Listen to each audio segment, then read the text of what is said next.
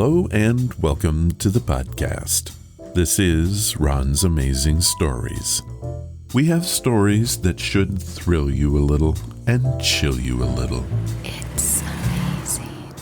You will hear adventures sent in by you guys, classic stories from the pulp mags, and episodes from the golden age of radio. We have special segments like Ghost Stories with Sylvia. That's amazing. And the Paranormal with Jason. I think we're going to have a lot of fun. So settle in for the next hour and enjoy the show. Oh, and you just might want to prepare yourself to be taken away from today.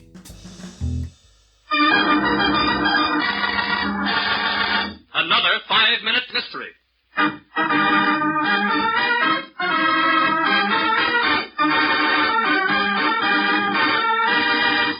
This 5-minute mystery is being brought to you by Restoration. The story you are about to hear has never been on the show before. The reason? Simple. It was in terrible shape. I have done what I could to restore it, and I present it to you now. This way, Inspector. Thank you. Warden, what time did you say the murder took place? We didn't discover the body until this morning, but the coroner set the time at about 9 last night. Did he have any visitors? Yes, 2. Here we are. Uh-huh. So what was Johnson in for, anyway? He was a member of that gang of bank robbers we were looking for. Of course, he was only a lookout, but we thought that if we kept him, we could catch the rest of the gang somehow. I see. And how was he killed? He was stabbed, and then propped up on that stool. And the weapon hasn't been found yet. You said he had 2 visitors last night? Right. Fred Johnson, his brother, and Simpson, his lawyer. But they were both searched before they came in here. I'd like to question them anyway. Well, just as you say. They're waiting in my office now. Are you Simpson? That's right, Inspector. I was Mr. Johnson's lawyer. And you came to see him last night? Yes, I wanted to go over our case. How long did you stay? About half an hour. I see. Call in his brother, will you, Warden? Yes, certainly. Mr. Johnson, would you come in now, please? Yes, Warden. Mr. Johnson, this is Inspector Harris. How do you do? How are you? Won't you sit down? Here. Thank you, Warden, but I can manage. Oh, I'm sorry, Mr. Johnson. I didn't realize... That I'm blind. It doesn't matter. I'll try not to keep you long. I just want to ask you a few questions. You are Johnson's brother? Yes, that's right. And you came to see him last night? Yes. How long did you stay? Only about 10 minutes. He said he didn't want or need my help, so I left. Are you sure you're telling the truth? Of course. Why do you ask? Well, you were the last one to see your brother alive. Are you accusing me of killing my own brother? Well, one of you two did. But I don't see how they could. They were both searched. And yet one of them did smuggle a knife in and kill Johnson. And I know who. Who, Inspector? You, Mr. Johnson. How does the inspector know that Fred Johnson is the murderer? We'll give you the solution in just a minute. But first...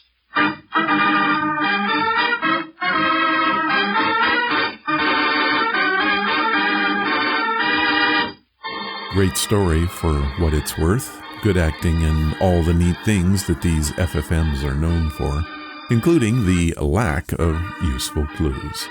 In fact, I think this one's going to come down to something that was not told to us or was on a need to know. The odd thing is Fred is blind, and I would think he'd have a tough time doing the stabbing. But things like that have never stopped us before. It is what it is. So let's go see what we missed. And now, back to our story. I murdered my brother. Well, that's preposterous. I was searched before I was allowed in. Yes, Mr. Johnson, but I wonder if the guards took a look at your cane. Give me that. Just as I thought. Look, Warden, a knife concealed inside this cane. Well, I'll be... But killing his own brother. If you do a little more investigating, you'll find that he belongs to that gang of bank robbers, too. He was probably sent here to keep Johnson from talking. Well, Mr. Johnson, or whatever your name is, if you'll step this way, we've got a little cell we'd like to show you.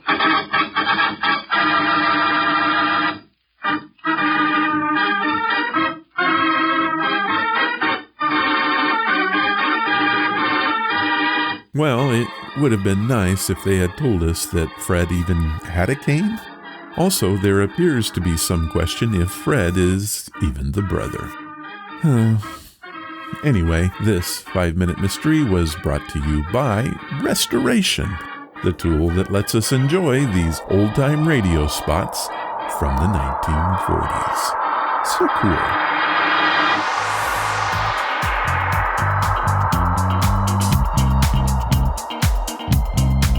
What's that you say?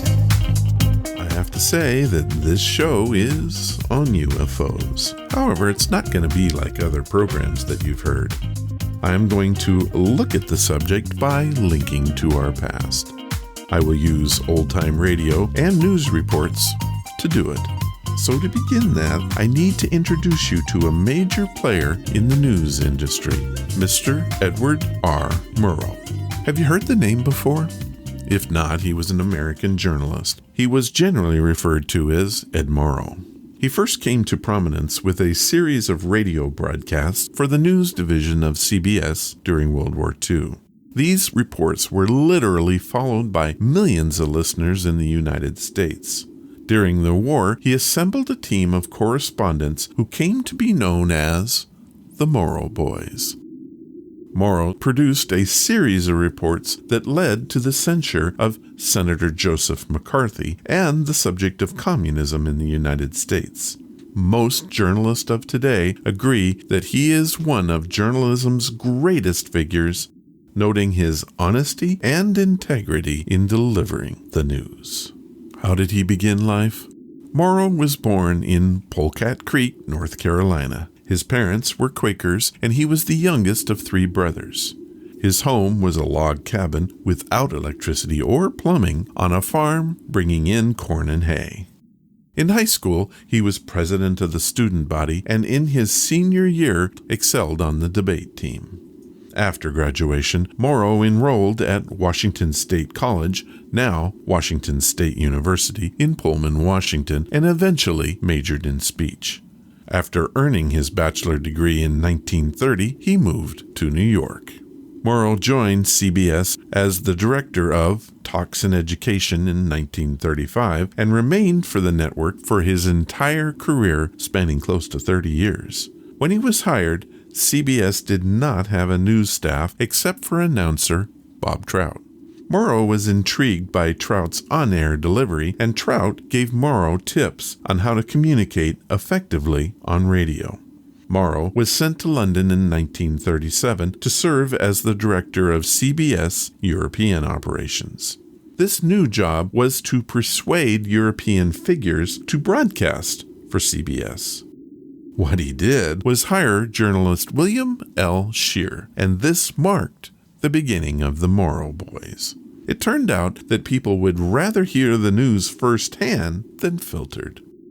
In December 1945, Murrow reluctantly accepted the offer to become vice president of the network and head of CBS News.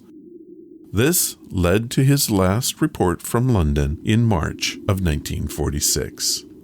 His presence and personality shaped the newsroom. After the war, he maintained close friendships with his previous hires, including the members of the Murrow Boys. Younger colleagues at CBS became resentful towards this, viewing it as preferential treatment, and they formed the Murrow Isn't God Club. The club quickly disbanded when Murrow asked if he could join. Numerous programs, reports, and television shows would follow as his career continued with CBS until January of 1961. Murrow resigned from CBS to accept a position as head of the United States Information Agency. President John F. Kennedy offered Murrow the position, which he viewed as a timely gift. Health issues forced him to resign from the USIA. CBS reportedly invited Murrow to return. However, Murrow declined the offer. He was a chain smoker throughout his life. Murrow was never seen without his trademark Camel cigarette. It was reported that he smoked between 60 and 65 cigarettes a day. See It Now, one of Murrow's television series, was the first program to report about the connection between smoking and cancer. During the show, Murrow said that, "I doubt I could spend a half hour without a cigarette with any comfort or ease." Unfortunately, he developed lung cancer and lived for 2 years after an operation to remove his lung. Murrow died at his home on April 27, 1965, 2 days after his 57th birthday. That was a sad ending to his life, but he did leave behind something that America could surely use today: owning the complete responsibility to present the news.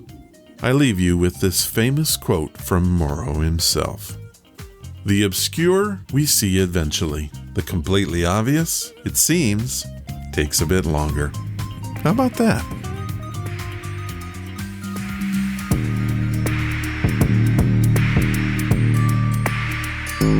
The date is April 7th, 1950, and this is A Moment in Time. What you're about to hear is the great Edward R. Murrow himself. It is a report that CBS presented to the American public on the subject of unidentified flying objects. It is interesting to note that this report comes only 3 years after the Roswell incident. Keep that in mind as you listen. Also keep in mind that this report is nearly 70 years old. I present this as it was to the world on that day in April. This is Edward R. Murrow. We're going to talk about flying saucers. We're going to talk about them from the standpoint of reporters, not as comedians, not as sensationalists. For the past 3 years, a large number of perfectly sane and reliable people have been involved in this flying saucer business. Even those of us who have never seen one have become involved. We read about them, talk about them, wonder about these reports of strange phenomena in the skies. So almost from the start, CBS has been following the story. We have been collecting material on flying saucer observations for many months, checking, cross-checking, trying to track down leads, no matter how far afield they took us. This, tonight, is our report. We frankly admit that we don't know whether flying saucers actually exist. We've never seen one. We are going to bring you the facts at hand. What they add up to, well, that's for you to decide. That's up to you. It all began just a little less than 3 full years ago. It began in the sky over western Washington, up there in the hip pocket of the country. Early one June morning in 1947, a C-46 Marine transport with 32 Marines aboard crashed in the vicinity of Mount Rainier. An air search was immediately organized to locate the downed plane. Among the many service and private flyers who participated in this search was Mr. Kenneth Arnold, a businessman of Boise, Idaho, a veteran pilot in forest fire control work, a man with 6 years' experience flying over the rugged terrain in and around Mount Rainier. Yesterday morning, we spoke to Mr. Arnold over the phone. We asked him to repeat for us, in his own words, what he saw in the sky over Mount Rainier on June 24th, 1947. We recorded what he said, and we're going to play it for you now. The slight beep that you will hear intermittently is required by law to let both parties of a phone conversation know they are being recorded. Here now is Mr. Kenneth Arnold. It was while I was searching for this crash that I noticed a terrific blue flash pass nose of my airplane. I noticed that the flash came from a chain of very peculiar-looking objects that were rapidly approaching Mount Rainier at about 107 degrees. This chain of objects were 9 in number. I assumed at the time they were a new formation or a new type of jet, though I was baffled by the fact that they did not have any tails. It passed almost directly in front of me, but at a distance of about 23 miles, which is not very great in the air. I judged their wingspan to be at least 100 feet across. The sighting did not particularly disturb me at the time, except that I had never seen planes of that type. Mr. Arnold, after landing, made a routine report of what he had seen to a Civil Aeronautics Administration representative. Promptly forgot the matter, until the wheels of publicity began to turn. The floodgates opened. I never could understand at that time why the world got so upset about this, as these things didn't seem to be a menace. Believed they had something to do with our Army and Air Force. On 3 different occasions, Mr. Arnold was questioned by military intelligence. They expressed doubt as to the accuracy of some of his reported observations. That's right. Now, of course, some of the reports they did take from newspapers which did not quote me properly. Now, when I told the press, they misquoted me, and in the excitement of it all, one newspaper and another one got it so snarled up that nobody knew just exactly what they were talking about, I guess. Here's how the name Flying Saucer was born. These objects more or less fluttered like they were, I'd say boats on very rough water or a very rough air of some type. And when I described how they flew, I said they flew like you take a saucer and throw it across the water. Most of the newspapers misunderstood and misquoted that, too. They said that I said that they were saucer-like. I said they flew in a saucer-like fashion. That was an historic misquote. While Mr. Arnold's original explanation has been forgotten, the term flying saucer has become a household word. Few people realize that Mr. Arnold has reported seeing these same strange objects in the sky on 3 other occasions. He says that some pilots in the Northwest have reported seeing them on 8 separate occasions. We asked for his own personal opinion on the nature of what he and the others had seen. I don't know how best to explain that. I more or less have reserved an opinion as to what I think. Naturally, being a natural-born American, if it's not made by our science or our Army Air Forces, I'm inclined to believe that it's of an extraterrestrial origin. Extraterrestrial origin? You mean you think there's a possibility they may be coming out of space from other planets? I suppose that's pretty hard for people to take seriously. Well, I'll tell you this much. All the airline pilots, none of us have appreciated being laughed at. We made our reports essentially to begin with because we thought that if our government didn't know what it was only our duty to report it to our nation and to our Air Force out of it. I think it's something that is of concern to every person in the country. And I don't think it's anything for people to get hysterical about. Now, that's just my frank opinion of it. So that's how it all began. That was the trigger action. Kenneth Arnold's story went scudding over the news wires. Radio and newspapers picked it up. And then within days, the country broke out into a flood of flying saucer observations. Many of these reports, a great many of them, obviously could be discounted. Others, reports from perfectly competent, sober, and reliable observers, found no easy answer. In the face of this, late in 1947, the Chief of Staff of the Air Forces, at that time General Carl Toohey Spotts, sent a directive to the Air Materiel Command, located at Wright Field, Ohio. The Air Materiel Command is directed to set up a project whose purpose is to collect, collate, evaluate, and distribute to interested government agencies and contractors all pertinent information concerning sightings of phenomena in the atmosphere, which can be construed to be of concern to the national security. So was born between 300 and 400 miles per hour. Remember, these were trained observers, Air Force men. The objects reportedly traveled in a straight line, taking the mean reported speed 350 miles per hour and the time in sight 1/2 hour. The objects must then have traveled 175 miles while in sight. If the objects were of such proportions as to be seen at that distance, it is believed that more details could have been observed at the first sighting. And the Air Materiel Command opinion on the Muroc Air Base sightings was this. This report is a result of misinterpretation of the nature of real stimuli, probably research balloons. Another report on January 7th, 1948. Tech Sergeant Quinton A. Blackwell, chief operator of the control tower at Godman Field, an Air Force base at Fort Knox, Kentucky, spotted a strange object hovering over the south portion of the field. In a matter of minutes, a flight of 4 P-51 fighter planes approaching the field were contacted by radio and asked to chase the object. Leader of the flight was Captain Thomas F. Mantell, Jr., a veteran of the Normandy invasion with some 3,000 flying hours to his credit. At 2:45, Mantell reported by radio. Object directly ahead and above and moving about half my speed. Going up to take a look. At 3:15, Mantell reported again. Object still ahead and above, moving at about my speed or faster, 360 miles per hour. The thing looks metallic and is of tremendous size. I'm trying to close in for a better look. By now, Mantell and his flight were at about 15,000 feet. They had no oxygen equipment. At 18,000 feet, the escorting planes turned back, but Mantell kept climbing. His next report came from 20,000 feet. Going to 25,000. If no closer, we'll abandon search. That was the last report from Captain Thomas Mantell.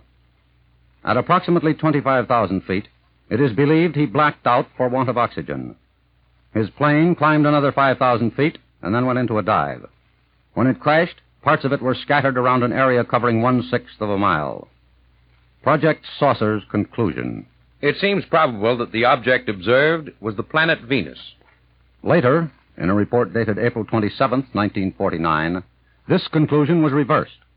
Further investigation showed the elevation and azimuth readings of Venus, and the object, as reported at specified time intervals, just didn't jibe.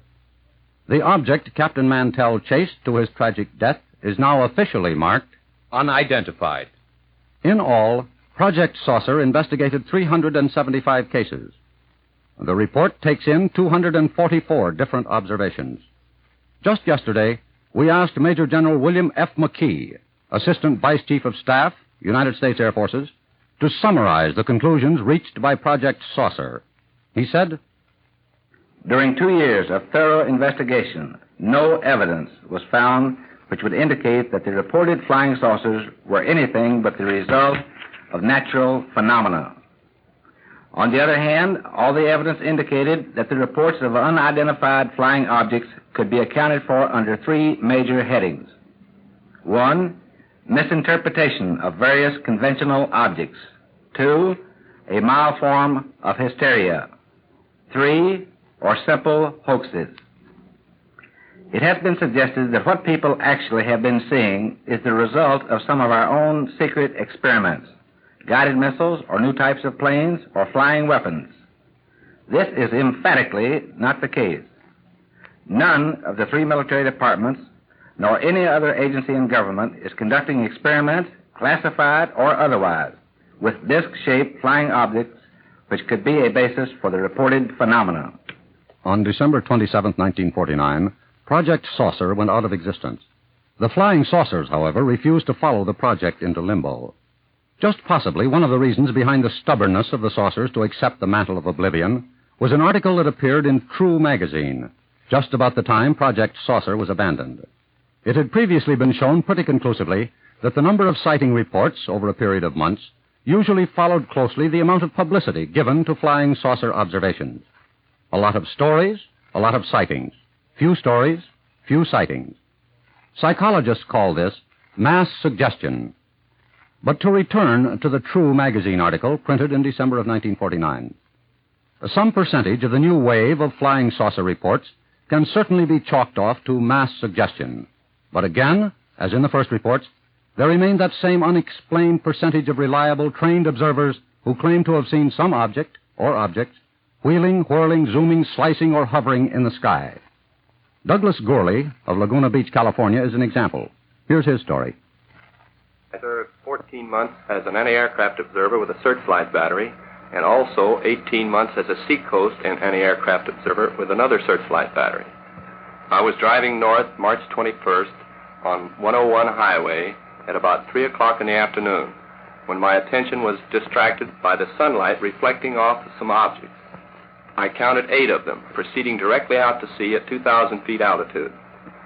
They gave the appearance of being made out of aluminum, and I could observe a perfect circle outline of these craft. They were going, I would say, approximately 150 miles an hour. They were definitely a powered craft of some sort. And here's a report from Selma, Alabama. We were riding along the open country and had been observing a very beautiful sunset. And as the sun dipped over the western horizon, I looked to my right.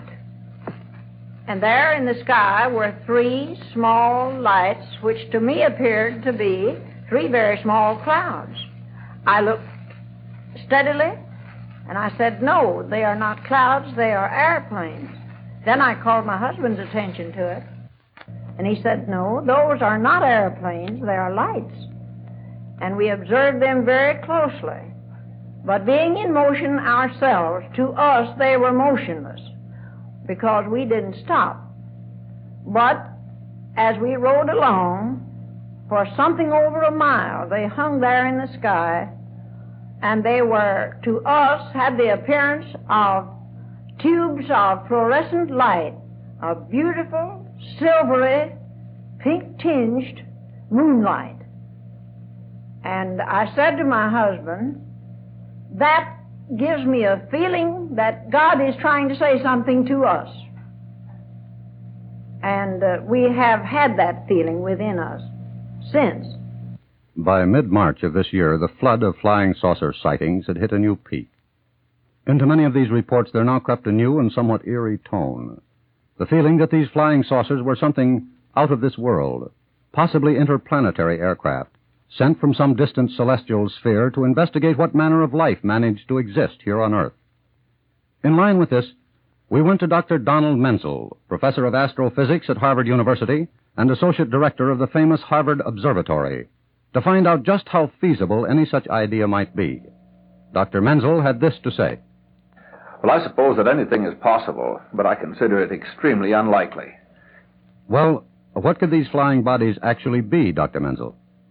Sun shining from a very distant plane, shining so that you could see that there was an object there, but the plane so far away that you couldn't hear it. Weather balloon. You have the bright, round patch at fairly high altitude, sometimes 3 or 4 of them attached together.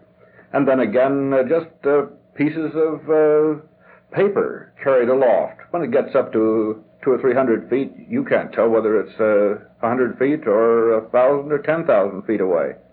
Prior to the middle of March, most observations, certainly all those which could be credited to reliable, sober sources, stated that the object seen was a good distance away, a distance that ranged from a few miles to 10 and 20.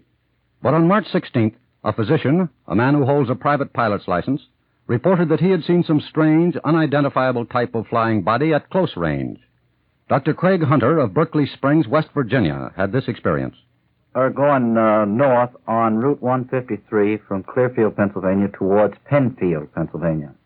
And about 9 miles out of Clearfield, and I began to hear a hissling, whistling sort of a sound, something that was completely strange to me. And then I looked up into the sky, and coming from a southeasterly direction to a northwesterly direction was this flying disc, or for the want of a better name, a flying saucer. It was, I would say, around 150 feet around in circumference, and there was 3 distinct parts of it. There was an inner circle, a metal circle which rotated around this inner circle, and an outside circle, which about 1/3 of the area on each side was covered with openings somewhat similar to an airliner opening. Now, this inner circle rotated anti-clockwise very slowly, and it went over me, practically right over my head, and I would say it was traveling at a speed approximately 60 to 70 miles per hour. I would say that the thing was approximately 250 to 300 feet above me, not over 400 feet. It was of a dirty aluminum color, and I got a tendency to indicate the southern edge as sloping up, which would indicate to me that it was about 15 to 20 feet thick at the center. It would give you the idea that it was a rocket type of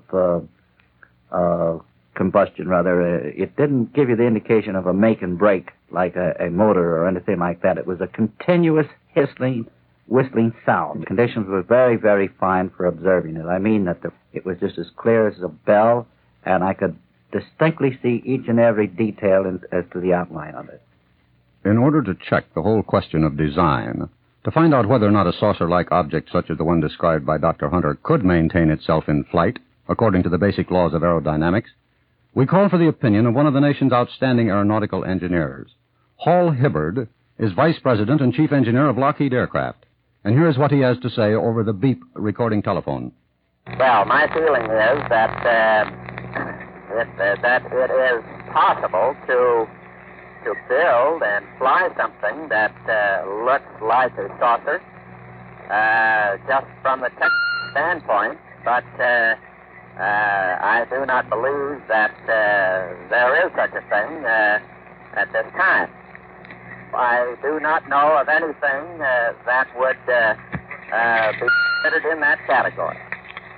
I'm very familiar with pretty much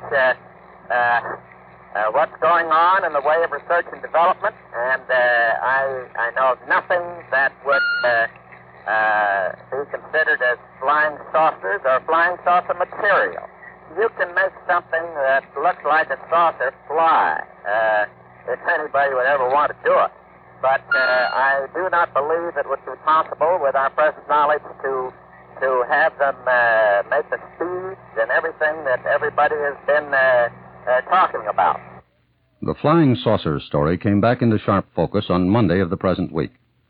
On that day, the United States News and World Report, a national news magazine, and Henry J. Taylor, a radio commentator, both came out with flat statements that flying saucers actually exist. Mr. Taylor said that there are 2 or more different objects that have been sighted and labeled flying saucers.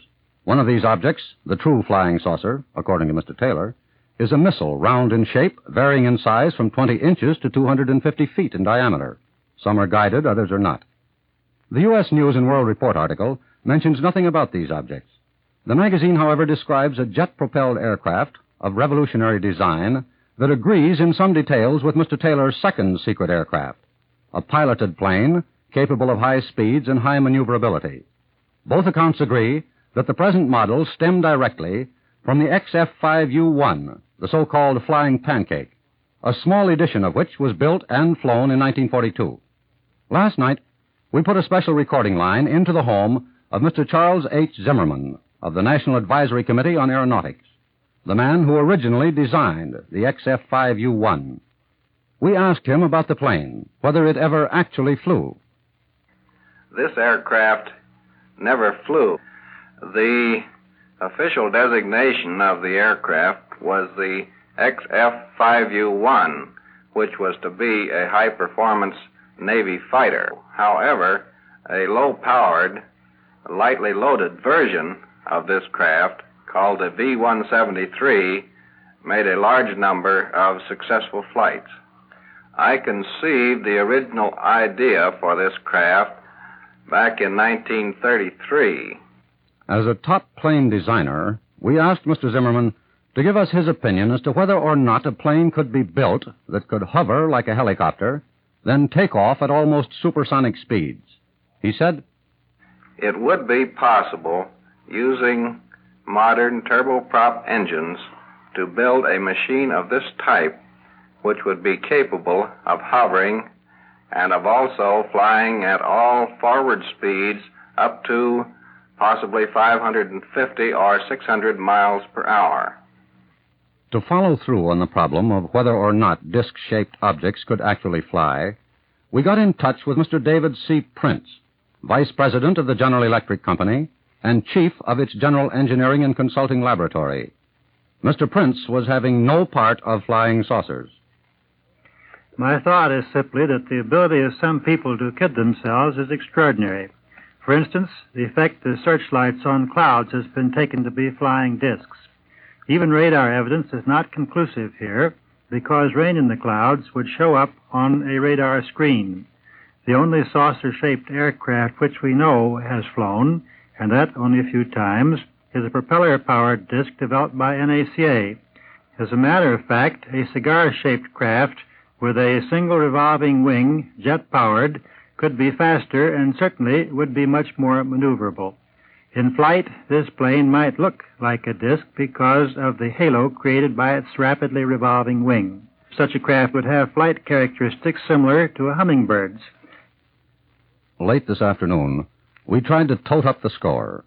On one desk, we had a pile of clippings, news reports, recordings of eyewitness accounts of flying saucer observations. We had the Taylor broadcast, the U.S. News and World Report article. On another desk, we had our Project Saucer report, the transcripts of our conversations with leading scientists and engineers, who, to use a gentle phrase, discounted the possibility of any such thing as a flying saucer. On that desk, too, was the news ticker dispatch from the United States submarine base at Key West, Florida, a dispatch that quoted President Truman's press secretary, Charles Ross, as saying that President Truman has no knowledge of any secret project by this government that would give substance to the existence of such objects. Ross also said that both the Air Force and the Navy deny that such objects exist. We tried to add it all up. We admit that now, as before we started our case, we have no opinion. The figures just don't add up. So we went to the public. We went to the man and the woman on the street to see how they were reacting to this barrage of positive sightings and just as positive denials. We wondered how they felt. They told us. Well, I think there's more to it than meets the eye, and I think it's more to it than what they're writing about. Personally, I don't think such a thing exists. I don't see how it could. I have a confidence that something on that order may exist. I lived in North Carolina in 1903 when the reporter for the New York World was fired for reporting that the Wright brothers flew. Some say they're stars, some say they're enemy action, and all kinds of things, but I really don't know. There must be something to it. Purely imagination. I didn't believe it at first, but now I'm beginning to believe it. Most of the thing is a flying saucer. Well, I believe President Truman, like the rest of us, has the right to his own opinion.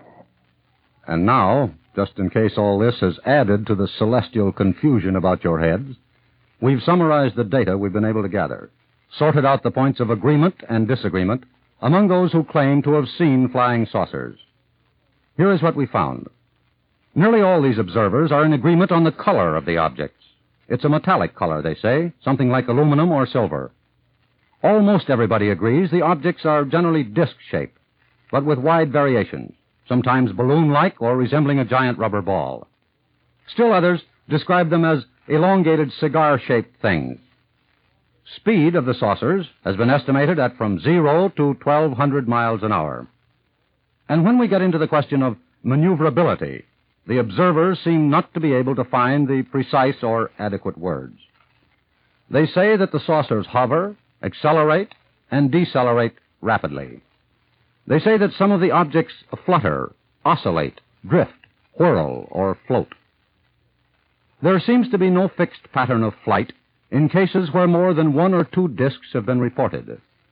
But several persons have said that in group flights, one of the discs seems to be of a distinct color, indicating, possibly, that this off-colored disc was the monitor or the control disc for the others.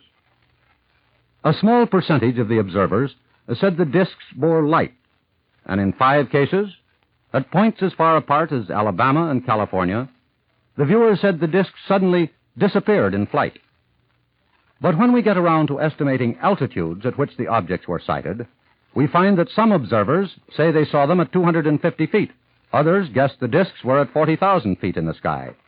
While one observer estimated the number of discs seen at 100, nearly all thought the number was less than 10. And about half those who claimed to have seen the objects said they saw only single saucers. Well, these are the things men and women in various parts of the United States say they have seen in the sky. Men of science and high government officials cast a skeptical eye at these reported sightings of celestial phenomena. So far, in the course of this broadcast, there have been no reliable reports of the sighting of any new flying saucers. Frankly, we don't know the answer. We wonder. Do you believe in flying saucers? You'll be listening to The Case of the Flying Saucer, a special report narrated by Edward R. Murrow. The case of the flying saucer was based on extensive research collected with the aid of CBS-affiliated stations and CBS newsmen across the country. Portions of this broadcast were transcribed.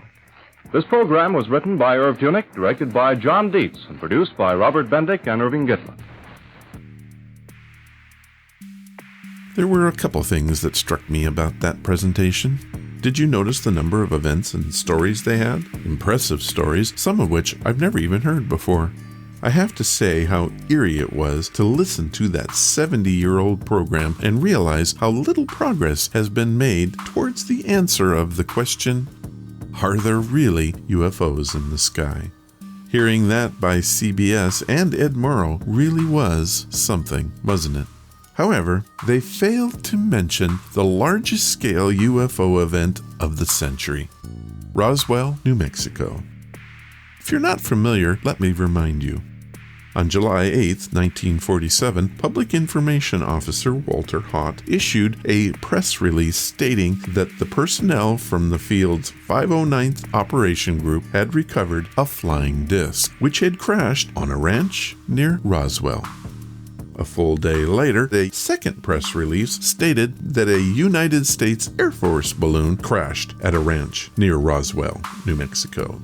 That's what they told the world, and even today, we can't be sure that the whole truth will ever be known. My question is, why didn't they mention this event on that CBS program? Food for thought.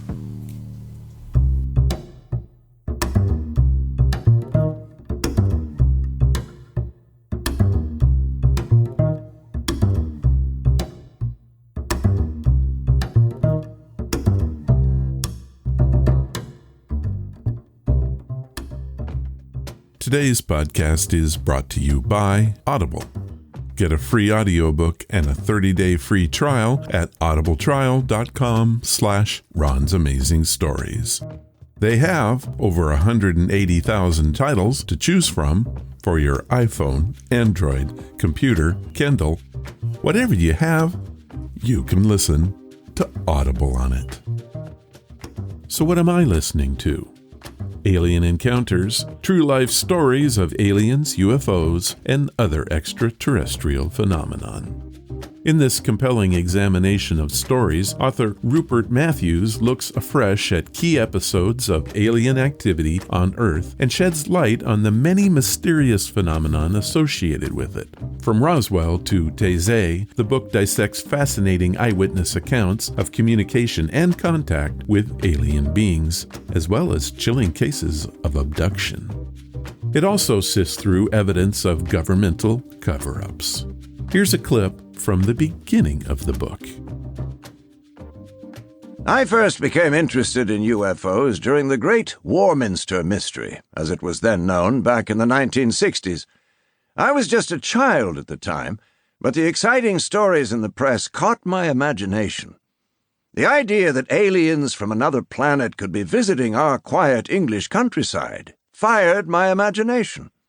We had friends in the area, so I was able to visit the town that was quickly becoming legendary and spend time up on Cradle Hill looking for flying saucers. I didn't see any, but that did nothing to dampen my enthusiasm. Since then, I have grown up, got a job, and had a family, but I have never forgotten the excitement of those early days. As the story of alien encounters has unfolded, I have been a keen enthusiast. I followed the first stirrings of the Roswell incident with interest. I kept abreast of affairs on the UFO front, and was amazed by the revelations coming from those who had suffered alien abductions. And like so many other people, I dashed to see the movie Close Encounters of the Third Kind. Great cinema. And then I decided to sit down one day and think about it all. I trawled back through my newspaper cuttings and library of first-hand accounts. I was looking for some clue as to what was really going on. Everyone seemed to have an opinion. Some thought aliens were visiting Earth, others that this was impossible. Still more subscribed to the concept that the U.S. government was guilty of a huge cover-up, and a few believed every word the U.S. government said. I decided to get right back to the only evidence that counts, the reports given by those who have had an alien encounter. I came at these reports afresh, trying to clear my mind of any preconceived notions or ideas. I looked for features that the reports had in common, that might tie them together and give a clue as to the solution to the puzzle. Now, doesn't that narrator sound just a little bit like Mark Twain? It did to me. The book was actually narrated by Bill Roberts, and he does an amazing job of bringing the stories to life. There are 10 casebook studies that give in-depth analysis of some of the most important alien encounters of all time. These include the pilot who saw a formation of an alien aircraft, the Sicaro incident, and the encounter of Betty and Barney Hill on Highway 3. This book meticulously researched the strange events that continue to spark fierce debate today. If you doubt the existence of extraterrestrials, prepare to be convinced. You can have alien encounters today. Here's what Audible has set up for us. They are offering a free audiobook and 30 days to give you the opportunity to check out their service. This includes free access to the Audible Plus catalog, which is updated monthly with new titles. To download your free audiobook today, go to audibletrial.com/Ron's Amazing Stories. Again, that's audibletrial.com/Ron's Amazing Stories, and you can get your free book today. Thank you, Audible. In keeping with our theme today, I'm going to bring back one of the best stories we've ever had on the podcast. It originally aired on episode number 312, which dates back to January of 2018. I still have no idea if this one's real, and I never heard from Richard again. Intrigued? Here is his story.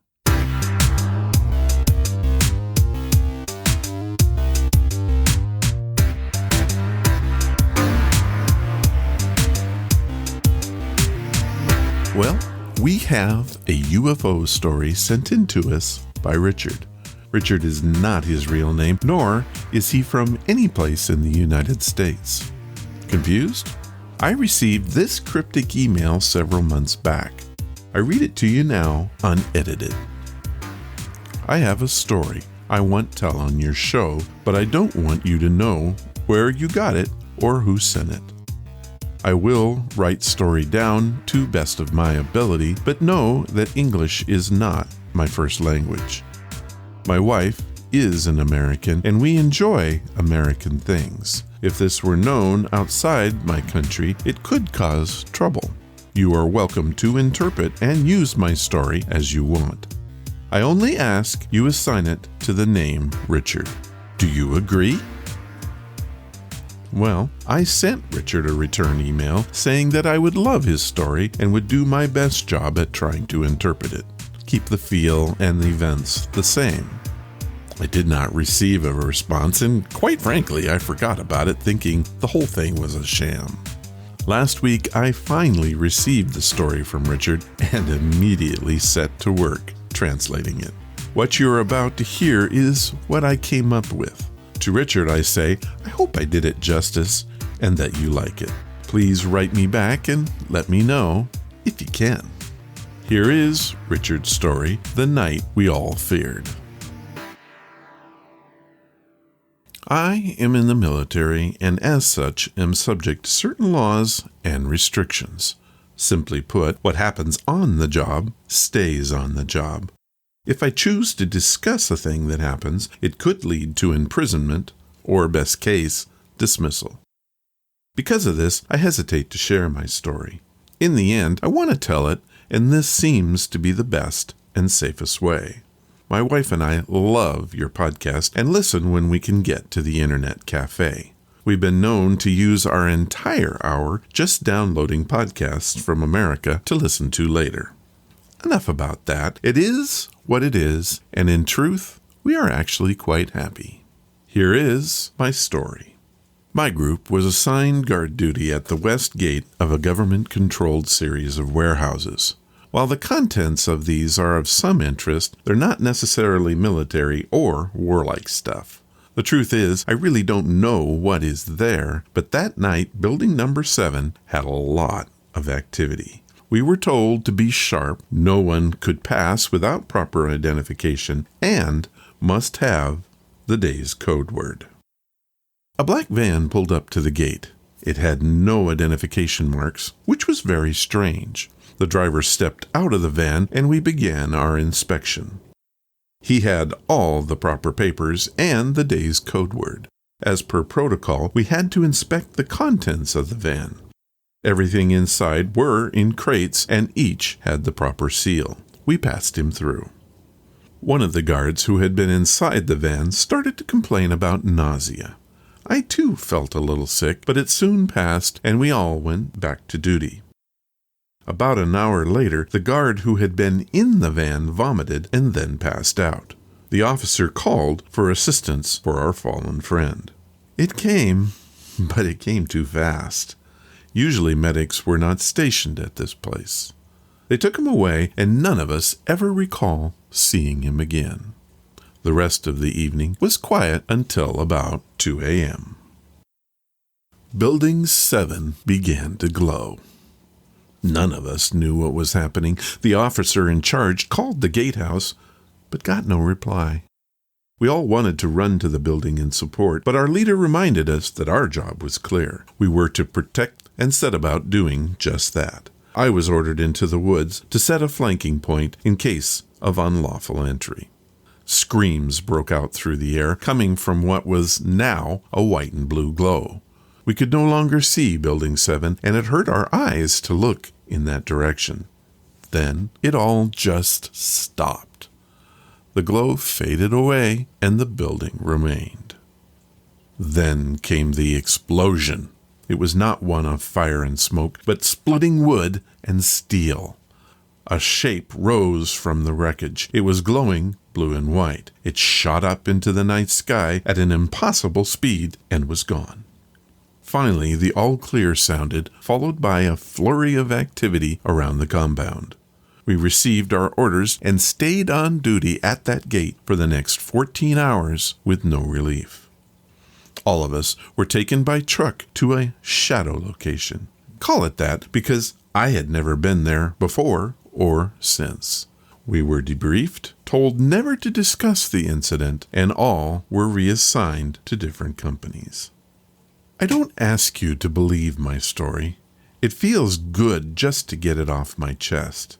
I cannot and will not tell you where this happened, when, or even my real name. Keep the podcast coming, and those 5-minute mysteries make my wife laugh. Thank you, Richard. What can I say about this? I really don't know how to feel. This podcast is all about stories, and this one definitely fits the bill. Do I believe it? Part of me wants to, but my brain tells me that all of this is impossible. I tried to trace Richard's IP address.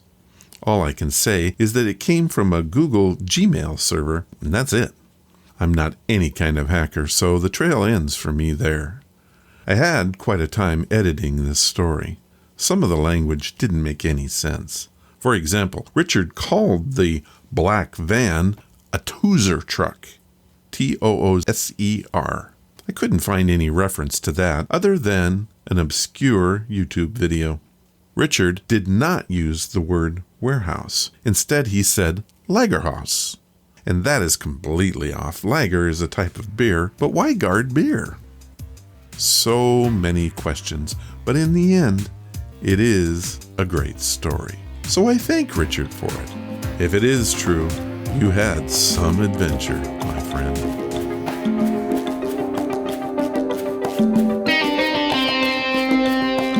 We have 2 listener stories for today.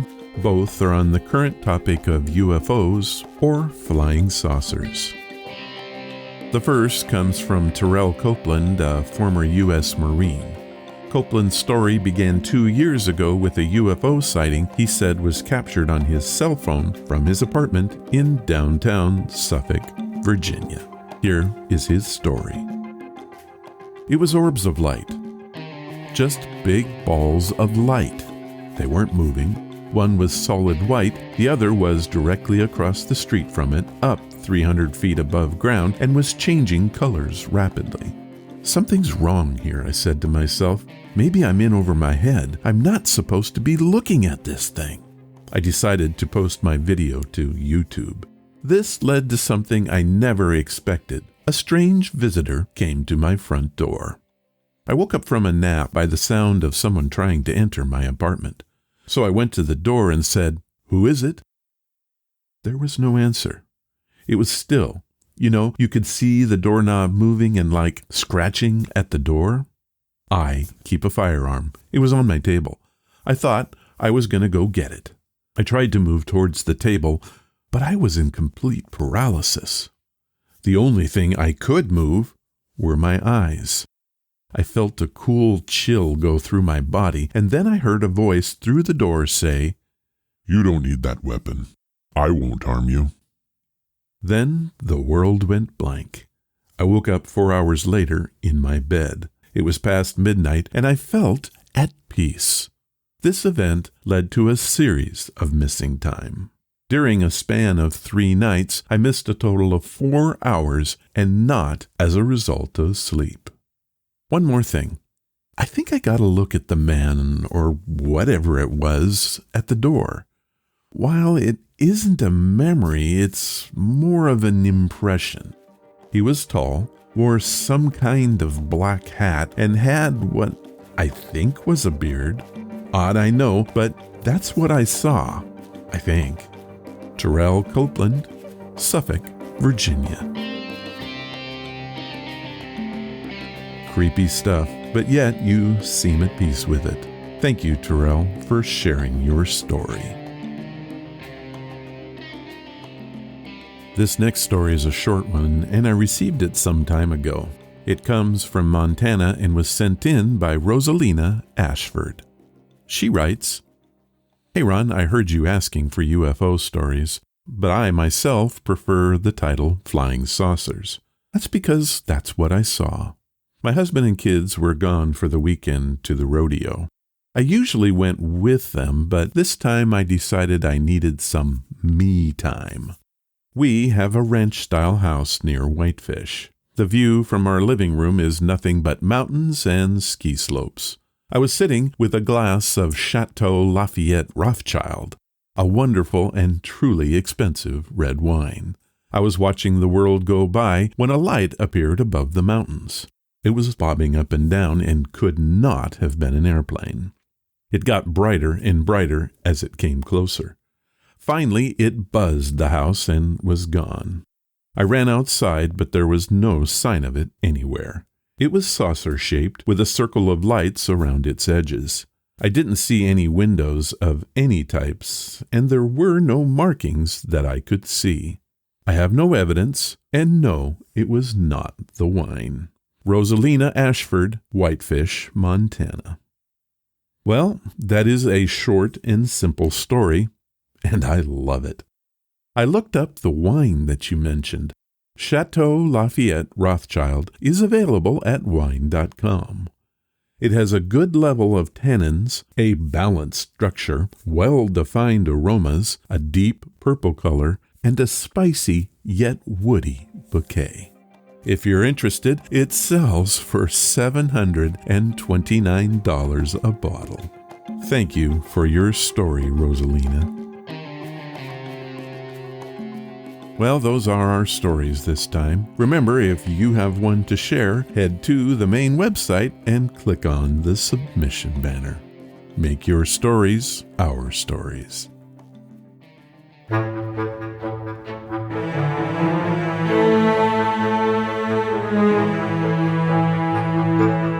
Well, that was episode number 484, and these are the people that made it happen. Richard, Terrell Copeland, and Rosalina Ashford. Those were great stories today.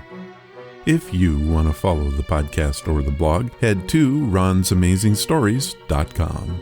There you will find any of the links I mentioned and how to contact us. Do you want to help the show? The best thing you can do is to tell your friends all about it, and please leave reviews or feedback wherever you listen. Clicking that follow or like button makes us grow. Thank you for listening, and I hope you come again to find out what are Ron's Amazing Stories.